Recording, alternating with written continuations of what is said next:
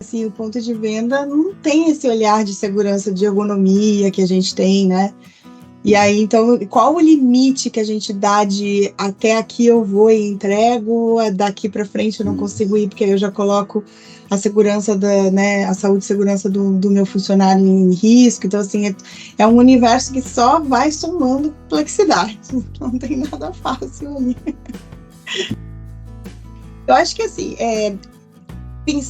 antes de pensar os desafios do futuro, eu acho que tem coisas muito presentes ainda que a gente precisa começar a desenhar este futuro, né? Começar a pensar para desenhar este futuro.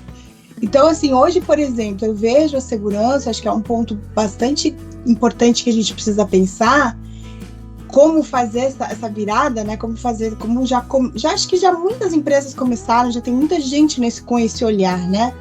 Mas a segurança, ela ainda é uma agenda muito longe do negócio.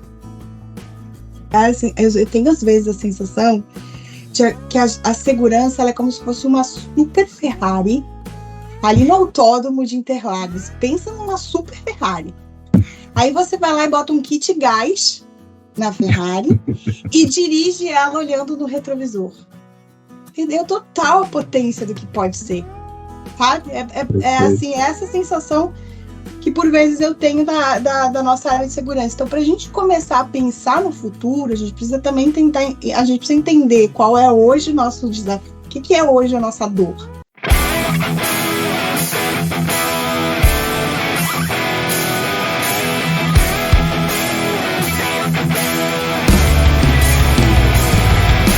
Bom, hoje eu recebo aqui no Bate-Papo especialista, gerente de segurança no trabalho da Coca-Cola Company, Chayane Lovison. Chayane, é um prazer te receber aqui no canal SCCMA em Pauta. Prazer, Rogério, prazer é todo meu. Obrigada aí pelo convite, por esse bate-papo. Bom, Chayane, para iniciar nosso bate-papo, eu te convido para fazer uma breve apresentação, falar um pouquinho da tua trajetória profissional, de onde tu és, né? A gente conversou um pouquinho antes, eu tive algumas surpresas aí que eu não tinha conhecimento, né? Qual a tua formação? Por que tu escolheu a área de saúde, segurança e meio ambiente? Legal. Bom, eu sou, assim, por incrível que pareça, as pessoas nunca conectam, né? Mas eu sou farmacêutica. Sou farmacêutica industrial, formada na PUC de Porto Alegre, sou gaúcha, portanto, né?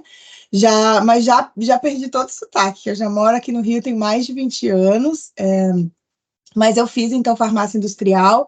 Trabalhei por cerca de 6 anos, mais ou menos, na indústria farmacêutica, porque assim que eu me formei, eu já vim para o Rio de Janeiro, então trabalhei no Abbott, trabalhei na Marinha, trabalhei na Aeronáutica, trabalhei na Bahrein, enfim, outras indústrias, né, farmacêuticas, sempre na área de qualidade, né? Então, me especializei em validação e qualificação de protocolos, né, de processos, etc. E aí, em 2008, eu fui convidada a conectar com o time da Coca, né? Eles me chamaram para trabalhar lá, porque eles estavam buscando justamente uma farmacêutica que tinha especialidade em validação de processo, né? E qualificação de equipamento. Então, eu entrei na Coca em 2008, pelo time de qualidade. Trabalhei alguns anos ali com a qualidade, trabalhei com fornecedores, qualificação de fornecedores estratégicos, e aí trabalhei com o time de crise, né? Fui coordenadora do time de crise. E aí, em 2013, não fui necessariamente eu que escolhi, a segurança que me escolheu, eu costumo dizer. Na época, a minha gerente, minha diretora, abriu a posição, né? O gerente de segurança estava se aposentando, e aí ela me convidou para assumir a área de segurança. E eu, na época, eu fiquei super surpresa, né? Porque eu falei, nossa, mas eu não sei nada de segurança. Eu não sei nem quantas legislações a gente tem, não é uma experiência, né? E aí ela me falou uma coisa que eu carrego hoje, assim, até hoje, sobre isso, e por isso que eu digo que foi a segurança que me escolheu, foi um presente. Ela me falou assim, mas nesse momento eu não preciso de uma pessoa que técnica, eu preciso de uma pessoa que goste de pessoas. A gente tem uma virada de chave muito importante para fazer no sistema, e a gente precisa de uma pessoa que conecte bem com pessoas. A parte técnica eu vou te dar. Isso foi uma transição de carreira, assim, super inusitada, não estava esperando, né? Aí assumi, então, segurança, fui fazer todos os treinamentos, né, LNR, como uma boa doutrinada, então, assim, fui buscar a parte técnica, mas eu logo me conectei muito à questão da transformação cultural, que sempre foi aquilo que me brilhava o olho, né, assim, como que a gente faz as pessoas se conectarem com esse ambiente, né, com esse olhar de segurança. E ali, então, dali em diante, eu busquei o máximo de capacitação possível, fiz uma pós-graduação em neurociências e comportamento, né, para poder conectar isso tudo aí que a gente via no dia a dia, né, na tomada de decisão das pessoas, assim, no conhecimento do risco, isso tudo sempre me deixou bastante inquieta dentro dessa natureza, dessa área, né, de segurança. Aí fiz essa pós-graduação, trabalhei também, eu fiz uma certificação com segurança psicológica de times, né? Porque acho que isso tudo é segurança. E eu tenho um olhar bem holístico, realmente, quando toca a segurança, assim, eu acho interessante porque ela é uma engenharia, né? Mas ela é uma engenharia que toca pessoas. Sim. Eu normalmente imagino aquele cérebrozinho, lembra aquele desenho do cérebro, uma parte branca e preta e outra colorida? Então, é um pouco assim, a segurança é aquela engenharia que tem números, né, que tem uma ciência por trás, mas ela também toca as pessoas, né? Então, essa combinação que me encanta bastante.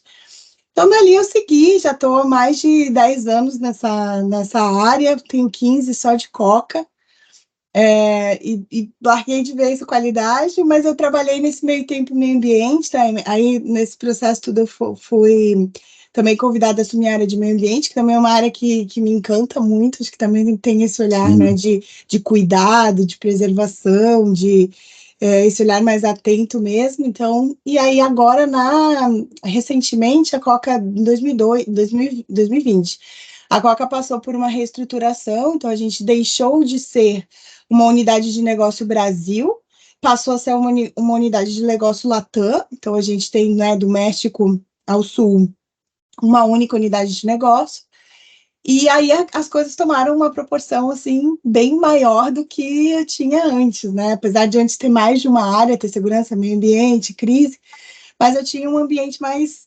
conhecido que era o Brasil. Agora eu lidero aí, eu estou à frente do tema de cultura em Latam, estou conhecendo outros países, outras culturas, outras formas de ver, coisas muito parecidas, coisas muito diferentes, mas me deu esse novo olhar, assim, mais amplo, né? Me ampliou bastante o olhar em relação à segurança. Então, aqui estou eu, né? Trabalhando com segurança, uma farmacêutica que já não lê mais bula de remédio. Já não dá mais. É muito legal a tua trajetória, né?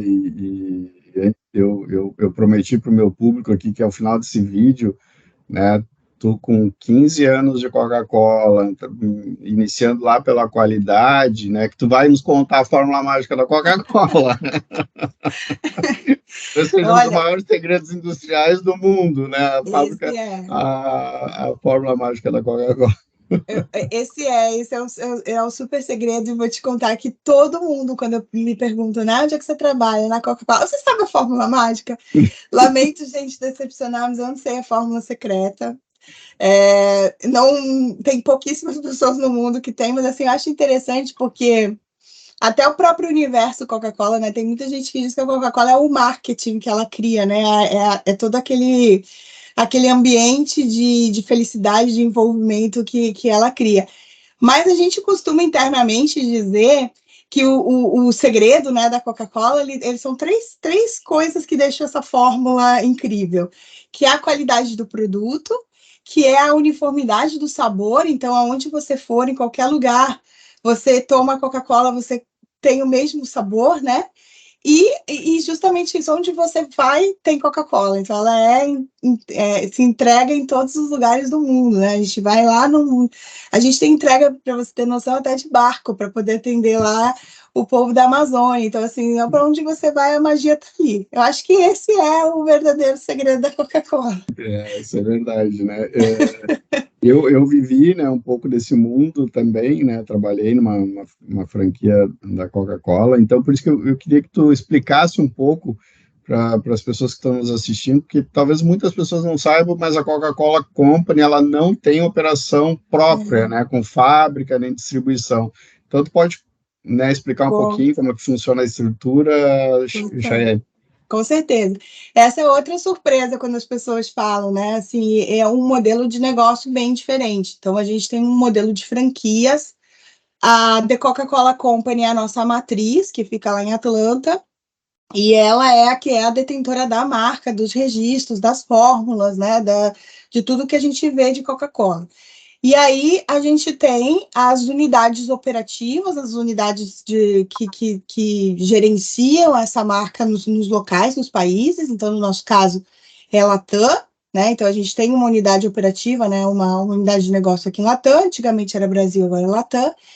E a gente tem os sistemas de franquias, né? Os franqueados. Então, são empresas com seus corpos diretivos, com o seu budget, com o seu, né? Com toda a sua estrutura, com suas pessoas, com o seu CNPJ, que compra essa franquia e aí trabalha dentro dos critérios que tem, então, que a Coca-Cola tem para ser um franqueado, né? A gente hoje, por exemplo, no Brasil, a gente tem 9 franquias, mas se a gente for olhar Latam como um todo, eu acho que são 30 e poucas franquias, 38 franquias mais ou menos. Assim. Então, são empresas, né, que estão detentoras da marca, da produção da marca. A Coca-Cola tem fábricas de produção de concentrado, porque como funciona? Então, a gente produz todo concentrado. Aqui no Brasil, a gente tem uma fábrica em Manaus, né? Então, todas as bebidas, elas são formuladas por essa fábrica de Manaus, as partes, que a gente chama. O fabricante, né, que são as franquias, recebe essas partes e eles basicamente misturam com água e gás. Então, as pessoas têm essa curiosidade, né? Nossa, mas como é que você vai botando cada coisinha assim no tanque? Não tem toda essa complexidade na ponta, né? Muita gente chama de engarrafador, inclusive, justamente por isso, né? Quando você traduz o engarrafador, é porque ele recebe essas partes, mistura lá com água, bota o gás, calibra, faz o todo. Então, isso também garante a uniformidade de sabor, a qualidade dos produtos, porque essa parte já vem toda controlada das plantas de CPS que a gente tem no mundo todo, tá? Então, não são muitas, são algumas estrategicamente posicionadas no mundo, e aqui em Manaus a gente tem né, a vantagem de ter uma, e assim funciona. Então, as franquias, elas recebem essas instruções, elas têm todo um critério, e essas franquias vão sendo como revalidadas ao longo do ano, ao longo dos anos, assim, né? Dependendo, tem um critério de renovação. E aí, esse critério de inovação, você tem que continuar atendendo uma série de requisitos, né, de todas as naturezas, inclusive de QSE, né, de qualidade, segurança e meio ambiente, faz parte desse critério de atendimento das franquias. E assim a gente tem, é como o Uber, né, que tem um pool de carros que não é dele, mas que tem aí a prestação de serviço, ou o próprio McDonald's, que eu acho que a gente tem mais isso mais vivo, né? A franquia do McDonald's. Legal, legal.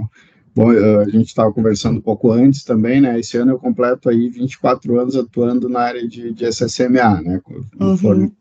Já, agora no início do ano já fez 24 anos que eu estou formado como engenheiro de segurança, mas comecei a trabalhar em julho de 2000, né? Uhum. Efetivamente. Então eu passei por várias empresas, né? Vários processos de alto risco, né, até chegar na indústria de alimentos, né, numa franqueada da Coca-Cola, uma grande multinacional, né, a Coca-Cola FEMSA, né, e eu entrei em um mundo novo, né, para mim foi um mundo completamente novo, um mundo não de indústria, né, eu já atuava em indústria, mas eu fui atuar na distribuição e comercial, né, na gestão de segurança na distribuição e comercial.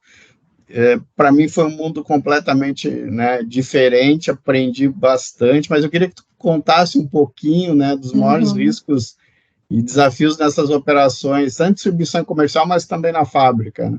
Sim. É interessante porque, assim, na verdade, a gente costuma dizer que a gente tem duas realidades dentro das operações, né? É porque são muitas operações dentro de uma grande operação. E quem vivencia esse mundo sente mesmo essa complexidade.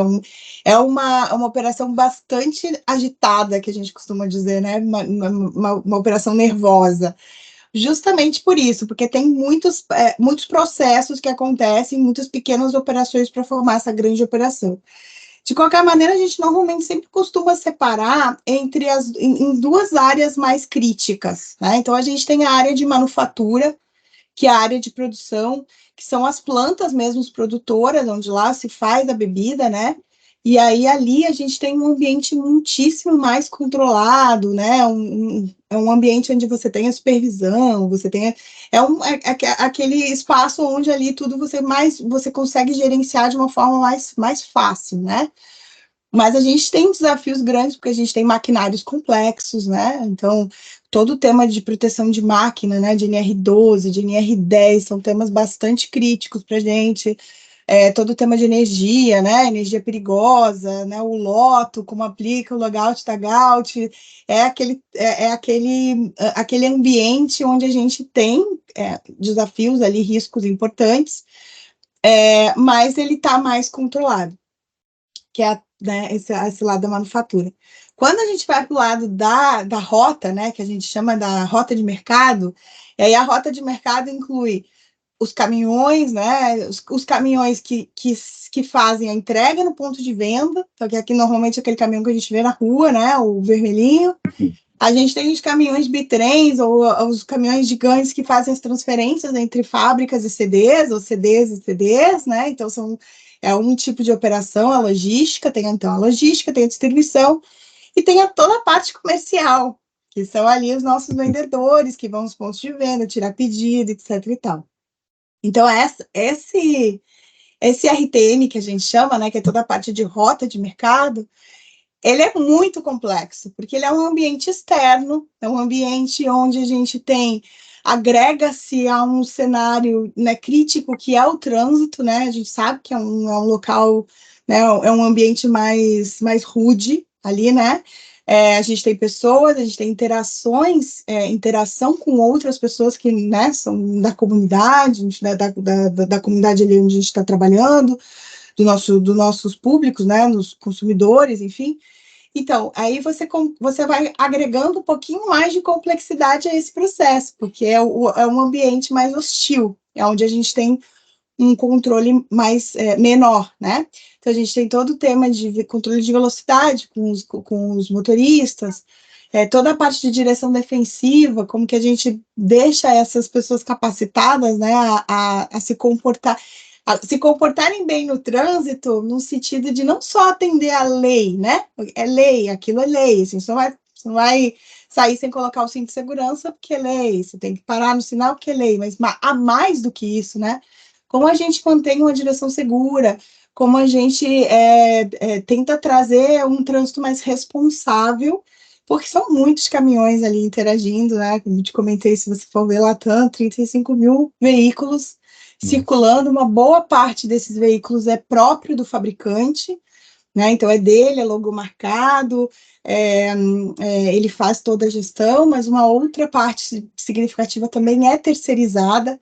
Então, a gente ainda tem a gestão de terceiros nesse processo todo, né, que complica ainda, gera mais complexidade a todo esse cenário. Então, a gente tem um trabalho muito dedicado e muito específico à parte de segurança na rota. Telemetria nos caminhões, gestão dos motoristas, gestão de conduta, feedback, treinamento obrigatório, política de álcool e drogas, né, para poder acompanhar isso tudo, e uma estrutura de segurança mais dedicada a esse time. E aí volta a manufatura, que é um ambiente um pouco mais... Então, são desafios... O interessante da indústria de bebidas, especialmente da Coca, é que é muito complexo. E é bem diverso, então não tem uma única solução que você consegue resolver, né? Ou, enfim, garantir. Eu, para mim, como profissional né, que não era de segurança, me deixou bastante surpreendida, porque eu me abri um universo assim, que eu não sabia para onde olhar. Eu falo, o que, que eu faço primeiro? Eu olho para a máquina, eu olho para o caminhão, eu falo, o que, que eu faço primeiro? Mas aí 10 anos se passaram e hoje a gente já tem aí uma estrutura bem bacana para poder contribuir e ajudar aí as franquias a fazer essa gestão.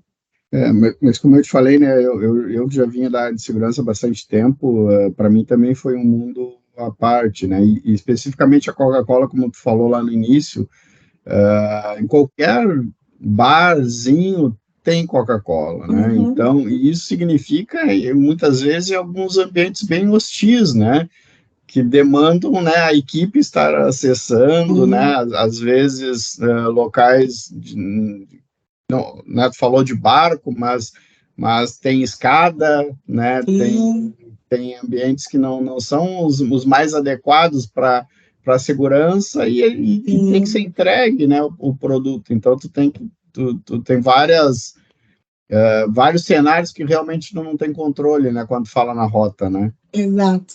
Exato, a gente quando fala com os motoristas, eles têm terror de escada caracol. Porque, imagina, subir com um engradado Verdade. pesado, em ponto de venda, não tem esse olhar de segurança, de ergonomia que a gente tem, né? E aí, então, qual o limite que a gente dá de até aqui eu vou e entrego, daqui para frente eu não consigo ir, porque aí eu já coloco a segurança né, a saúde e segurança do meu funcionário em risco. Então, assim, é um universo que só vai somando complexidade. Não tem nada fácil ali. Mas a operação é uma operação muito Mas é legal. gostoso você ver aquele. Se você sentir aquele cheiro de Coca-Cola no chão de fábrica, isso não tem preço. Aquele barulhinho que faz para abrir a latinha, não tem preço.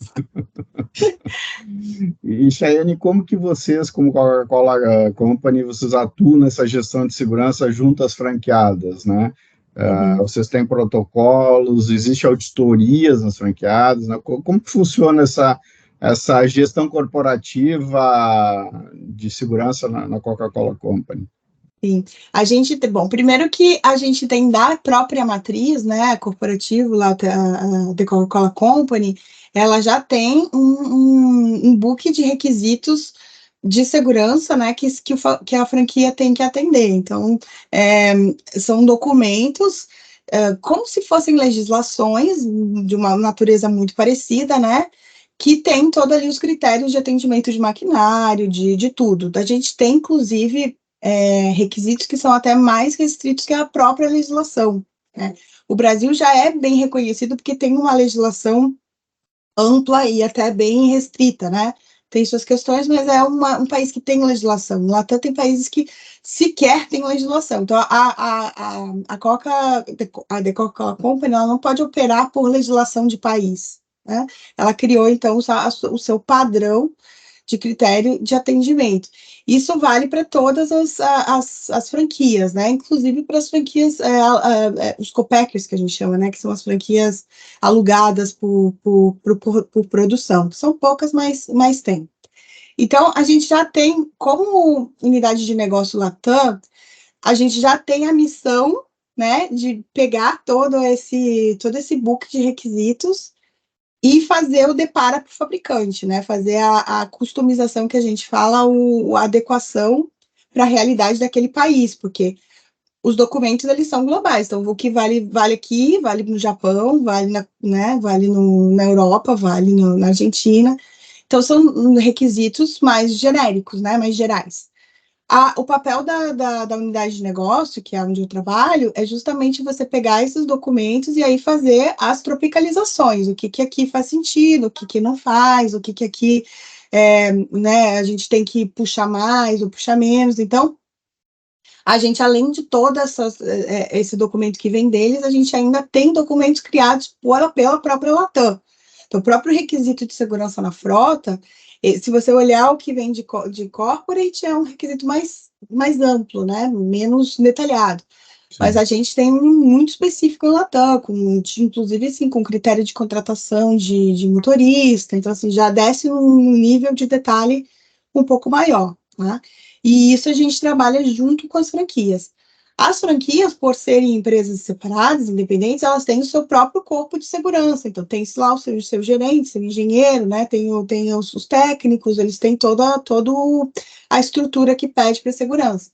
Então, essa estrutura recebe isso tudo que a gente gera e ainda assim também gera os seus requisitos internos, né? Que aí vai mais customizado ainda dentro da realidade da própria franquia, do local onde ela atua, né? Da região e tudo mais.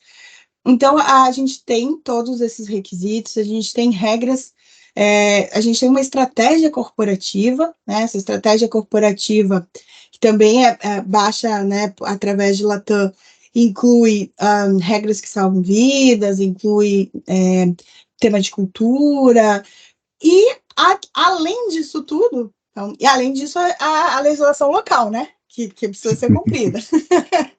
Isso tudo ainda. Aí, às vezes, as pessoas falam assim: não, a gente cumpre a quantidade de técnicos que pede a ANR, mas não vai dar. Não vai dar conta. Não vai dar, porque a ANR é isso aqui, ó, do que você tem que cumprir dentro da questão da entrega, né, dos requisitos. Então, isso tudo tem, né? A gente tem todo esse modelo de trabalho.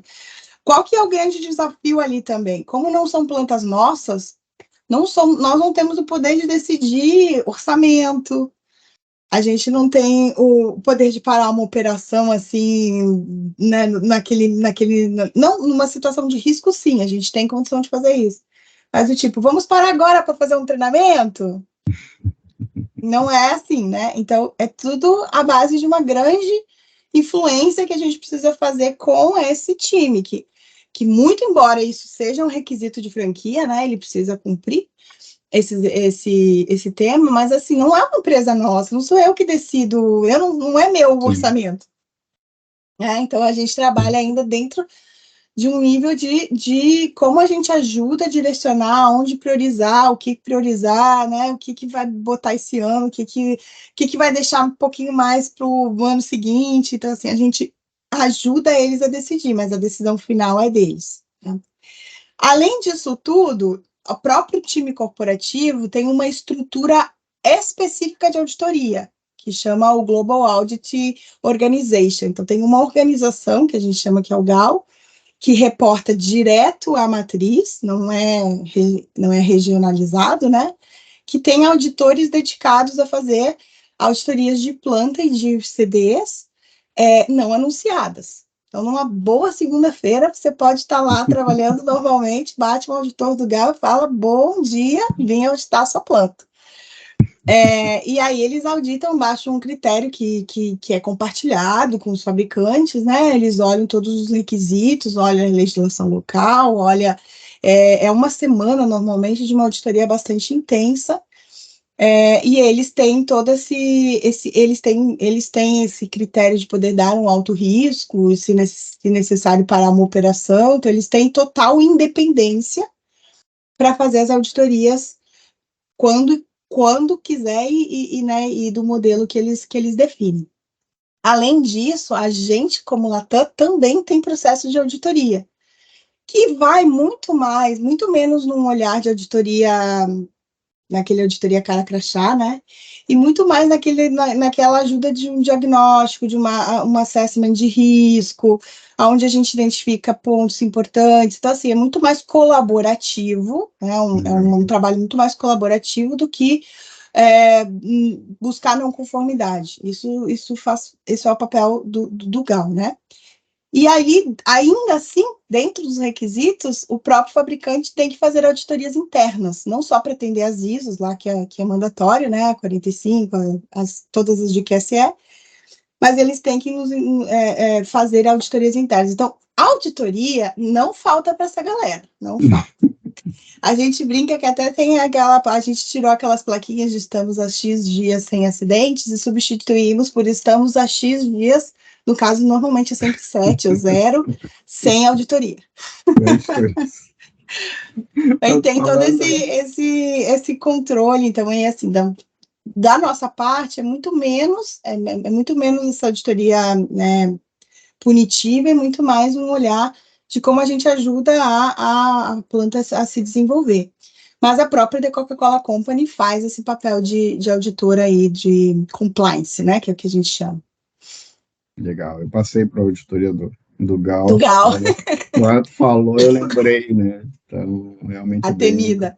É É, engraçado porque, assim, temido. toda segunda-feira começa. Gente, alguém tá com auditoria aí? Porque, assim, segunda é aquele dia. Já não é o dia de começar a dieta. Já é o dia que você volta, né? Querendo mais um diazinho de... E ainda tem uns Pode amigos receber uma gal que pode auditoria do bater GAL aí. ainda. É. Segunda-feira não é um dia fácil na The Coca-Cola. É, poxa, Anne, e dentro da. Agora, recentemente, eu tive a honra de receber aqui a Juliana Bley, a Carla Mikoski, né, o Adilson Monteiro, que são pessoas que tu também conhece, né, para falar sobre complexidade na segurança do trabalho. Né, a gente falou um bate-papo bem legal, muito reflexivo, né, provocativo, né, a gente falando no tal mundo VUCA que a gente vive hoje, né, enfim. Bunny, né? Agora já é Bunny. Bunny, VUCA, enfim, né?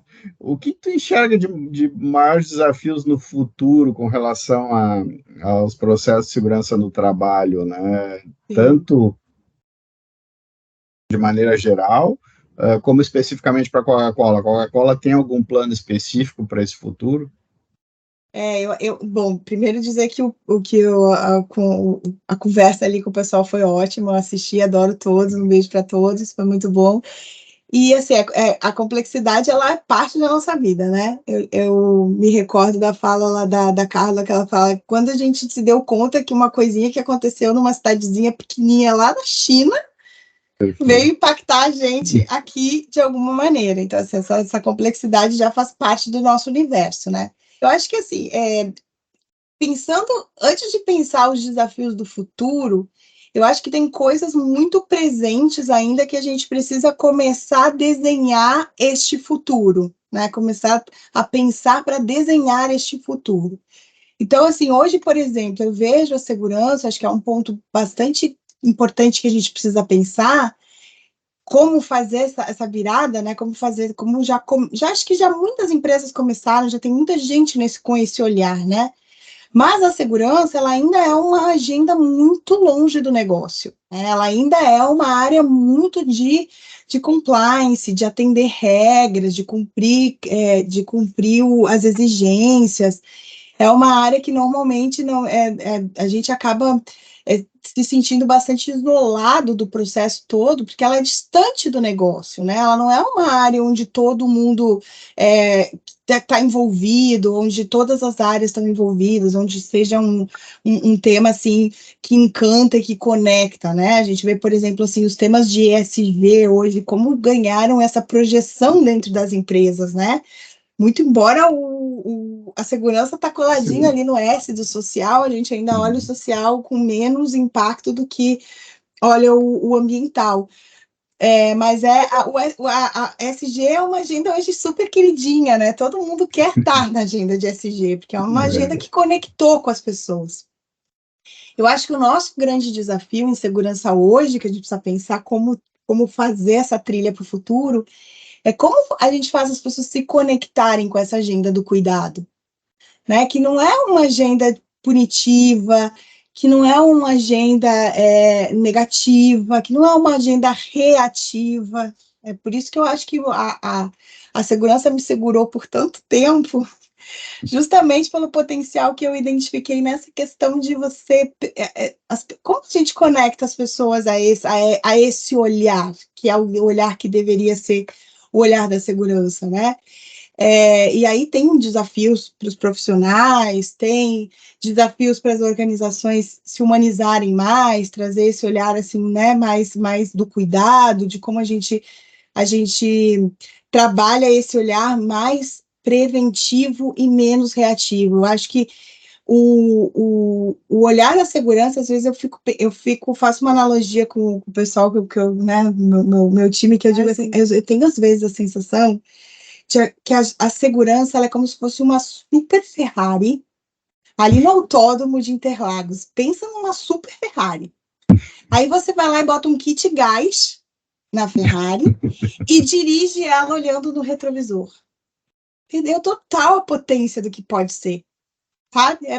Assim, essa sensação que por vezes eu tenho da nossa área de segurança. Então, para a gente começar a pensar no futuro, a gente precisa também a gente precisa entender qual é hoje o nosso desafio, o que é hoje a nossa dor, né? Hoje, uma dor para a gente é como a gente conecta as áreas nessa conversa.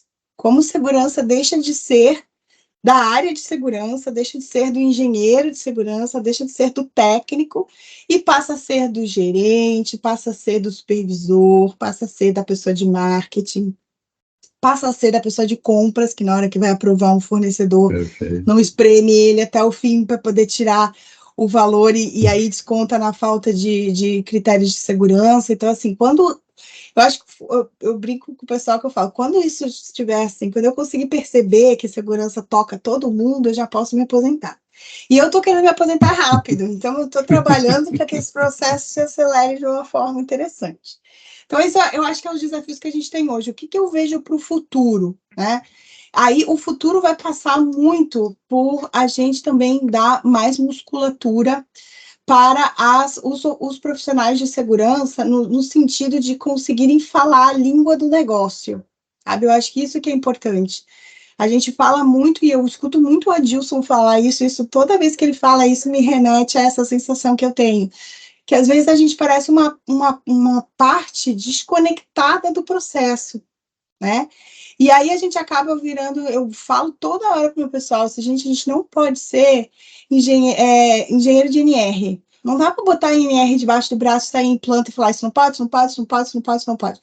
Como que a gente facilita, ou como que a gente orienta as adaptações? Como que a gente facilita essas decisões de sacrifício que acontecem o tempo inteiro na operação e que não vai passar só por percepção de risco. Não dá para simplificar a coisa do tipo. Aí é outro papo para um outro podcast, né? Todo o trabalho de como a gente simplificou, como a gente facilitou a culpabilização do empregado, né, do funcionário, porque ele não tem percepção de risco. E aí, não tem percepção de risco, a gente vai lá e treina ele de novo, porque percepção de risco se adquire com treinamento. Então, assim, se simplificou muito um processo que é muito complexo, que não é, né? Então, assim, como que o próprio profissional de segurança, vai criando essa musculatura para conectar a segurança com o negócio, para ser um business partner, que a gente chama, né? Como que a gente se torna realmente um parceiro de negócio? Minha falta de sucesso é quando o cara lá, o operador, vai estar pronto para fazer aquela gambiarra para tentar acelerar o processo e falar, não, opa, peraí, deixa eu chamar o cara de segurança para ver se ele me ajuda a pensar uma coisa melhor. Isso aí, se eu falo para o meu pessoal, se isso acontecer com vocês, já sabem que vocês já chegaram no alto patamar de consideração do que é um profissional de segurança, de ser um apoiador, de ser alguém que está ali sustentando. Então, tem muitos desafios. E eu acho que os desafios, as complexidades, elas só vão aumentar. A gente vai ter plantas cada vez mais automatizadas, das quais a gente não lida, a gente acha que lida bem com a automatização, mas não lida, né? Então, a gente vai ter sempre, nada vai ficar mais simples, tudo vai sempre ficar mais complexo. E aí o nosso desafio dentro de segurança é como que a gente, né, busca essa musculatura para fazer essa parceria. Como que a gente faz as pessoas serem realmente multiplicadores do tema de segurança, né? Como que a gente faz com que as pessoas se conectem com esse tema, não só por elas, mas também pelo colega, mas também pelo ambiente todo seguro que se gera quando as atitudes vão se movimentando, né? Vão se mudando, quando o comportamento vai aparecendo. E aí é papo para também outro podcast. Mas temos muita coisa pela frente, assim, é um trabalho que não para nunca. Eu vejo isso também nesse movimento da pauta ESG, né? Ela tá com uma importância relevante, mas que passa fundamentalmente pelos profissionais que estão envolvidos nesse processo, para mim, nas empresas, né? O que muitas vezes a gente não consegue enxergar nos profissionais de segurança, né? Até de entendimento de alguns conceitos que a gente fala bastante aqui no canal, né? Que muitos vêm com as novas visões, muitos não vêm, muitos já estavam aí, né? Antes até das novas visões, enfim. O que tu entende, né? Que seja importante para os profissionais da área, né? O que tu busca junto ao teu time, por exemplo, para garantir que esses gaps sejam atendidos né, e o pessoal tenha uma visão mais ampla, mais moderna, mais atualizada do que seria a segurança do trabalho no presente e no futuro.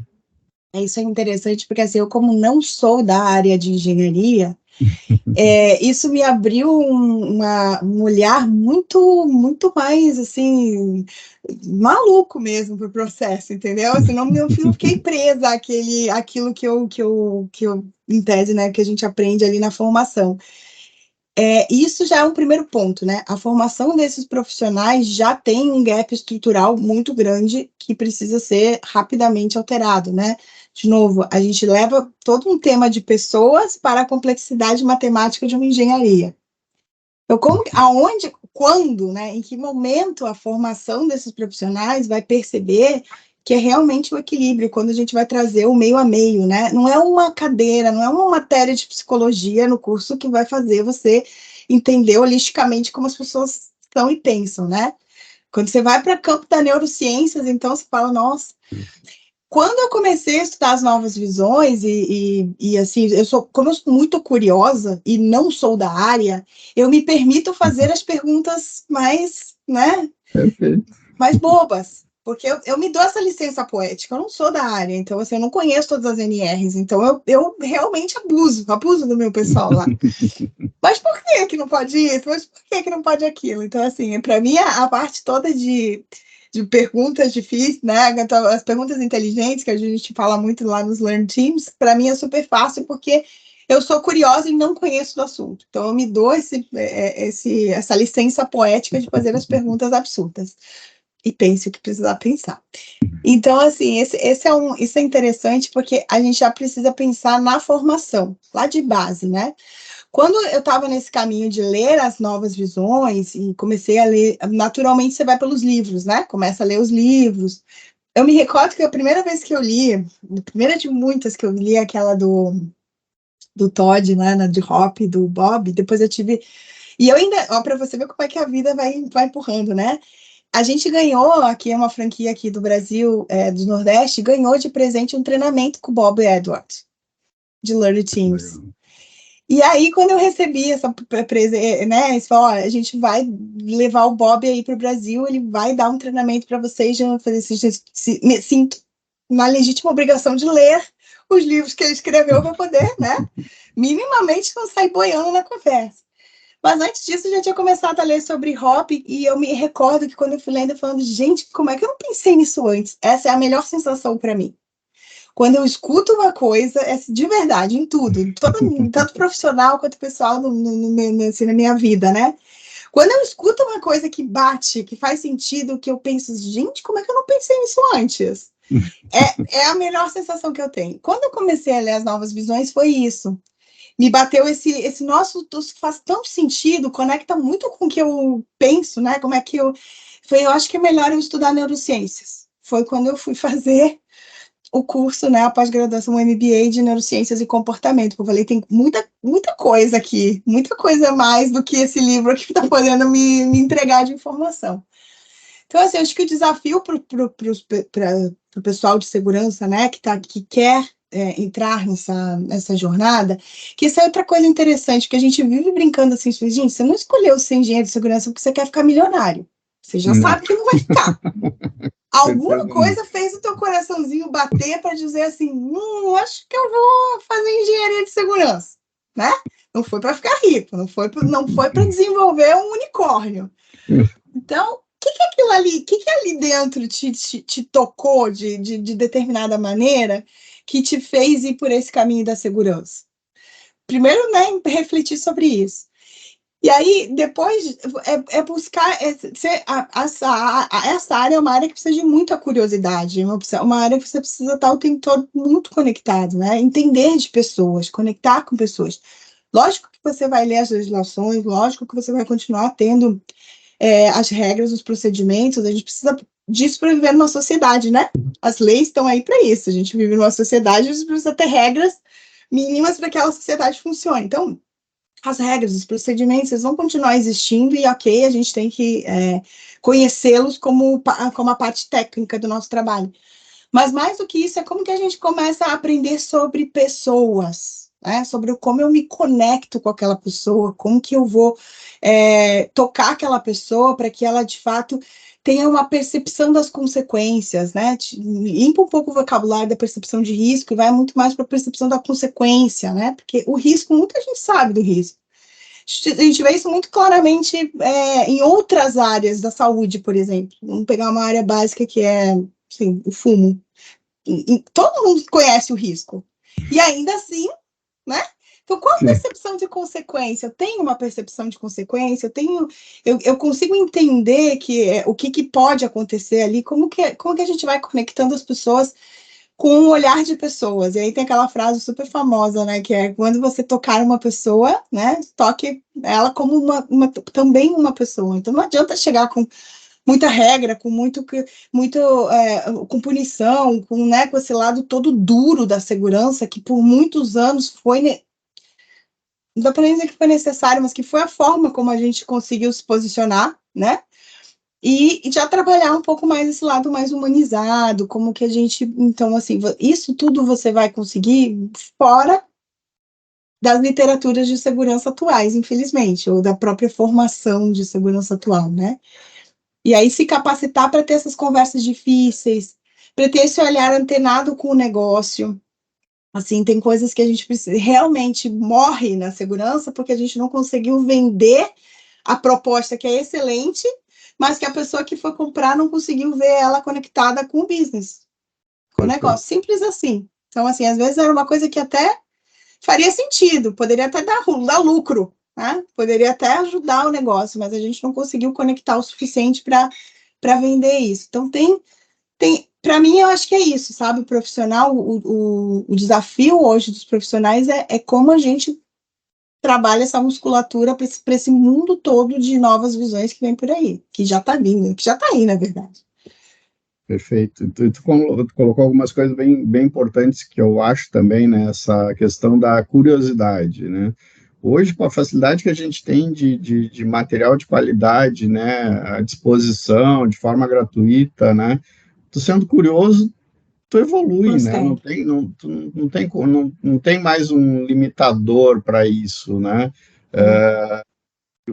Embora nossos times, né, trabalhem com compliance, faz parte, mas a gente tem que abrir a mente pro negócio, né, como tu falou, né, tem um vídeo aqui também que eu gravei com a Luciana sobre business partner de segurança, né, então isso faz total diferença nas atuações hoje das equipes, né, quando tu tem uma visão de negócio, muito mais fácil de tu trabalhar, muito mais fácil de tu negociar, né, uma melhoria com a área, com a diretoria, com teus pares, com teus clientes internos, enfim.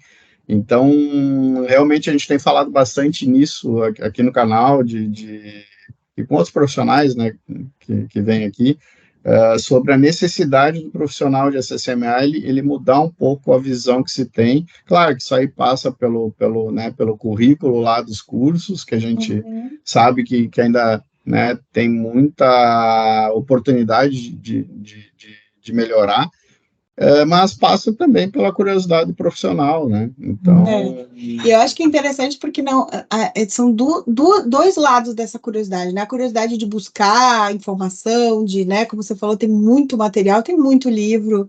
Então, eu acho que eu não tenho mais nem condição de comprar livro. Eu me prometi que nunca cumpro, que eu só vou comprar o próximo livro depois que eu ler os 8 que estão parados aqui, que estão todos na metade. Alguns relendo já, mas não consigo, porque são coisas interessantes, né? O último que me chamou a atenção, o título, eu falei, preciso comprar esse livro, porque eu achei a coisa tão interessante que era por que as pessoas inteligentes cometem erros idiotas? Eu acho que era uma coisa assim. o livro. Eu olhei para aquilo, zapeando assim, uau, eu falei, eu preciso ler esse livro. Por quê, né? Isso é uma pergunta interessante. Mas, enfim, acho que além de todo esse olhar curioso sobre o conteúdo, o profissional de segurança também precisa ter um olhar curioso sobre as pessoas. Né? Sair um pouco da planilha. Eu falo isso todo tempo todo para o meu pessoal. Eu falei, gente, essa planilha, ela é linda, ela tem números ótimos. Só que se você for lá no chão de fábrica, colar lá no seu José, e virar para o seu José e falar, seu José, se o senhor tiver que se machucar aqui nessa máquina, aonde que vai ser? Aonde que você vai fazer um estrago aqui em você? O seu José vai te dar um mapeamento de risco que você nunca ouviu falar na vida, nem lendo o manual da máquina. Como que você realmente se conecta genuinamente com as pessoas, né? E, de novo, eu acho que me ajudou muito esse meu lado, por ser da área farmacêutica, de não conhecer, ou de não ter essa formação de segurança. Eu faço essas perguntas mesmo, assim, eu chego lá no operador, faço muita visita, né, e falo, Dona Maria, me diga, aqui nesta máquina, onde é que você vê problema? Aqui eu não vejo nenhum, mas aqui... Aí quando você vai olhar o aqui dela, você fala, Jesus, isso está no mapa de risco? Alguém já tinha visto esse negócio? Não está no mapa de risco. Então pega, pelo amor de Deus, atualiza o mapa de risco, porque... Como é que você faz isso? Então, acho que as novas visões já nos deram esse empurrãozinho para trabalhar nesse olhar. Mas essa curiosidade genuína com as pessoas, de como a gente, de fato, pode melhorar a vida delas ali, porque isso vale mais do que qualquer planilha de Excel, vale qualquer número que a gente tem que reportar, a gente tem que reportar, eles reportam, a gente tem todo esse critério, mas não é a essência do trabalho de segurança. Sabe, a essência do trabalho de segurança, a essência da pessoa que se propôs a trabalhar com um tema tão duro, porque é um tema duro, né? É um tema onde toda vez a gente tem, assim, é um tema sacrificante. Eu me recordo que uma vez eu fiz um treinamento de comunicação, apresentação, aqueles treinamentos que a gente faz para apresentar, né? E aí a professora falou assim, você vai escolher um tema da sua área, tem que ser da sua área. Daí eu fiz uma super apresentação de segurança, né?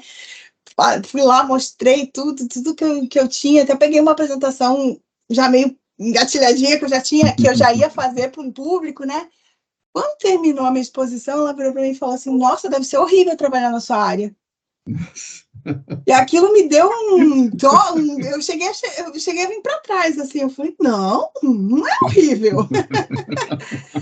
Dela, mas eu não consegui ver assim, sabe? Ela fazia assim, sabe? Eu não consegui ver acho que ela queria se expressar como uma coisa bacana, um negócio assim, incrível, sabe? Aí isso me fez pensar bastante. E ela me deu um super desafio. Ela falou assim, então faz o seguinte, na próxima aula você volta e faz a mesma apresentação, igual, não mexe em nada, mas com um speech diferente. Com um speech positivo, com o que aquilo ali conecta para o bem, né? E não o que aquilo ali é o negativo, o acidente, a perda, a falha, o erro.